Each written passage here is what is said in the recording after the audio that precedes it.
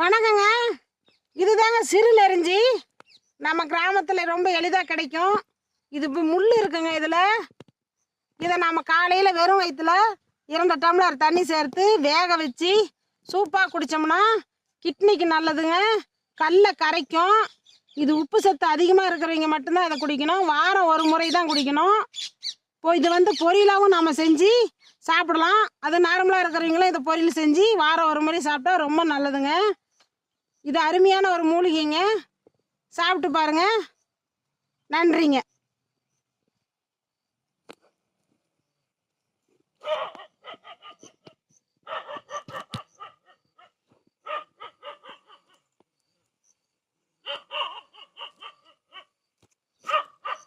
ஈஸ்வரியின் நாளொரு மூலிகை. பண்ணுங்க, லைக் பண்ணுங்க, வீடியோ ஷேர் பண்ணுங்க, பெல் பட்டனை கிளிக் பண்ணுங்க. இனிமே நாங்கள் போடுற வீடியோ உடனே உங்களுக்கு வந்து சேரும்.